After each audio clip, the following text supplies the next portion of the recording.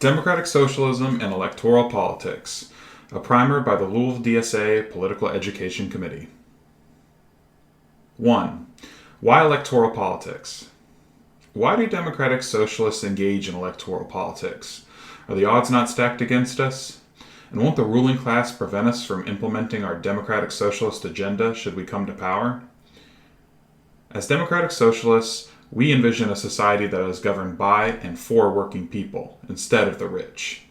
In American society, politics are often treated as the domain of the wealthy. Our laws are lobbied for and written by corporate special interest groups. Our politicians are mostly millionaires. And the political commentary we hear is conducted by a cultural elite on issues that we are told we are too uneducated to have differing opinions on. At our jobs, working people have it even worse. There is no semblance of democracy in the workplace. Unorganized workers have no control over how much we are paid, the work we are told to do, the conditions we must work under, and the petty abuse we must endure.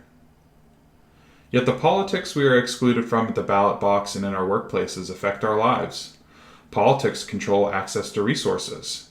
Whether we have a right to free healthcare, education, housing, food, and water are political questions. Politics control management of resources. Whether we spend trillions on bloated police and military budgets or on robust social programs and combating climate change are political questions. Politics determine rights and liberties, rights to privacy, to workplace safety, to abortion, and to equal protections regardless of race, gender, or sexual identity are political questions.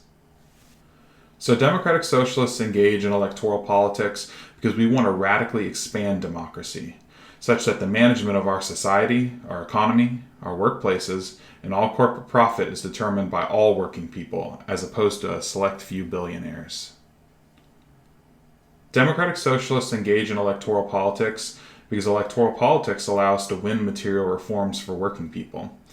Democratic Socialists engage in electoral politics because electoral politics help us organize working people into a powerful working class that can win. 2. Revolutionary reforms. Yet Democratic Socialists aren't the only group that want to win material reforms for working people. Progressives also want to help working people. How are the two groups different? Progressives and Democratic Socialists disagree in their analysis of society, impacting how they approach reform. Specifically, the two groups view capitalism differently. Progressives support capitalism and simply wish to humanize its worst elements. Progressives believe that particularly egregious or greedy capitalists cause problems for our society, but not capitalism as a whole. Thus, progressives believe that the government can make reforms to selectively intervene where greedy billionaires or the free market hurt people. Democratic Socialists, on the other hand, critique capitalism itself. We believe under capitalism, all capitalist firms or companies are driven by the profit motive, or a desire to generate profit. We believe that a society structured around generating profit above all else leads to the inherent exploitation of working people and the poor management of society. This Democratic Socialist analysis is also known as a class analysis. These disagreements between progressives and Democratic Socialists lead to two major differences in how the two groups approach reform. The Democratic Socialist understanding of capitalism leads us to 1. Support more radical reforms, and 2. Grow the working class power needed to consolidate and build on reforms once we win them.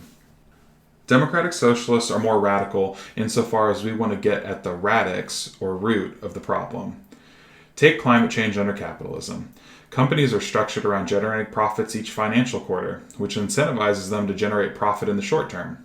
As rapid decarbonization is unprofitable, these companies refuse to decarbonize at a pace fast enough to sustain human life. The root of the problem is the profit motive. The solution is for these companies to be publicly managed to ensure a just ecological transition. But while the decisions these companies collectively make are a matter of life and death, only Democratic Socialists believe that this management should be democratically decided by working people. Democratic Socialists, unlike progressives, also understand that the working class and the owning class have opposing interests. A progressive tends to think that the merits of a good reform will cause it to win and stay in place. Socialists, however, believe that good reforms only pass if we organize millions of people around a good reform, which represents working people's material interests. As such, Democratic Socialists understand that to win and keep reforms, we need to build and maintain working class power.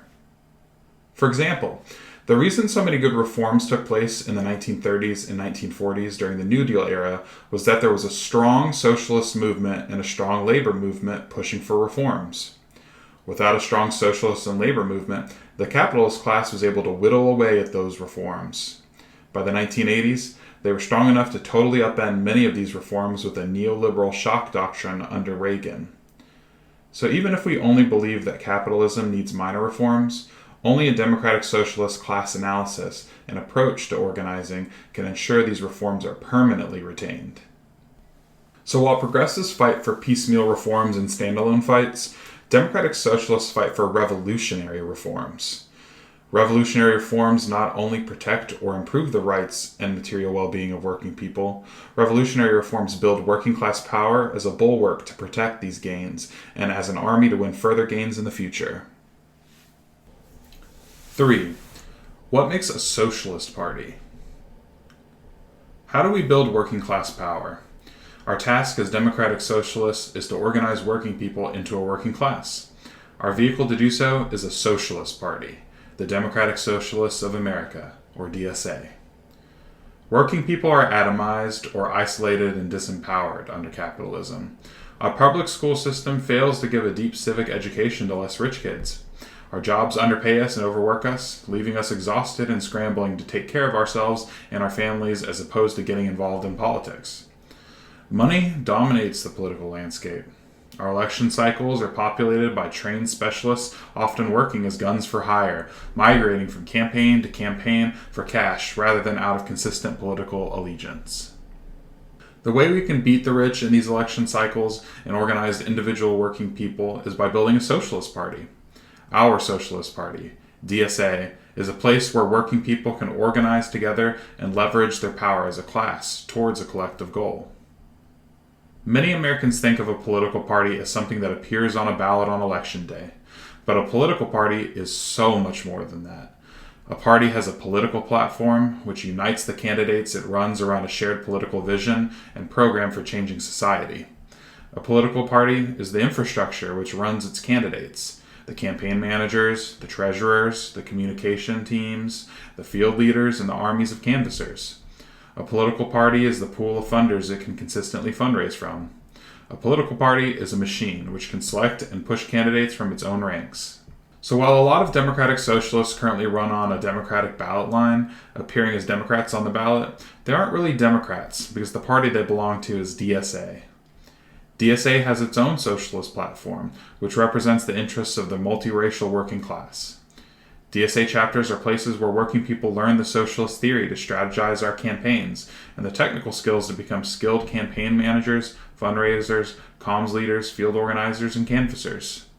DSA has a base of dues-paying members, which allows the organization political independence from wealthy donors and provides a built-in donor base during election cycles.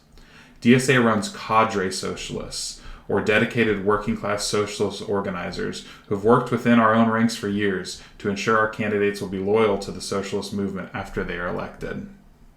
Finally, the democratic structures of DSA allow for working people to truly make collective strategic decisions in our fight for liberation.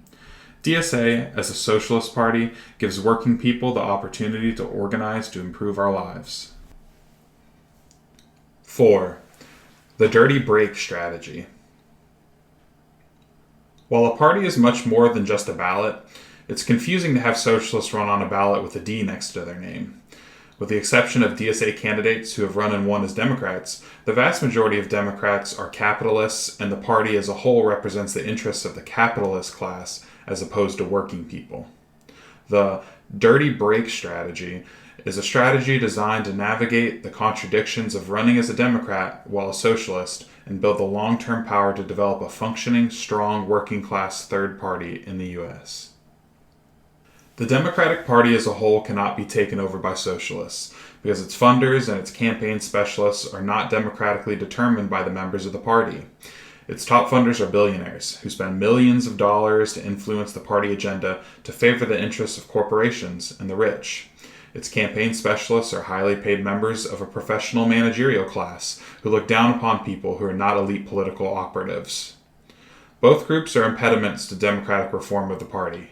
Both groups would immediately exit the party should socialists take it over, hollowing out the infrastructure of the machine.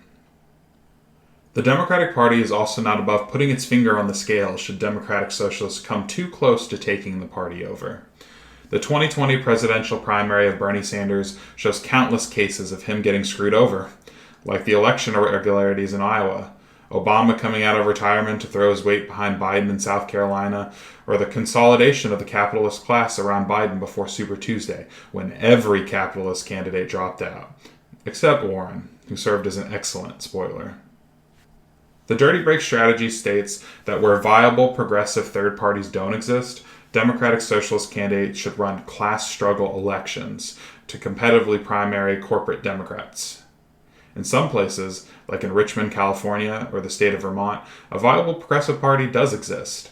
There are also nonpartisan races in some election cycles. In these instances, Democratic Socialists should simply run on the most progressive party or as DSA members.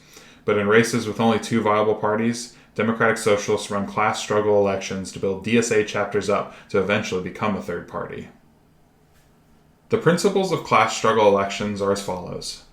Class struggle elections run class struggle candidates, who are dedicated DSA members. Class struggle elections articulate class struggle, where the candidate uses their campaign as a platform to educate about the class struggle between workers and the rich, to advance a positive socialist vision, and to build public support for socialism.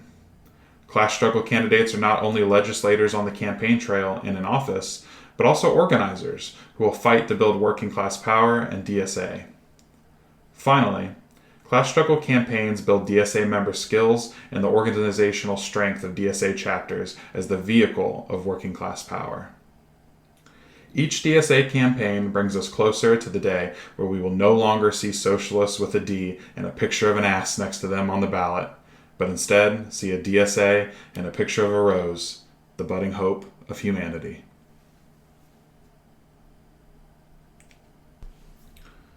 This recording is a production of the Political Education Committee of the Louisville Democratic Socialists of America.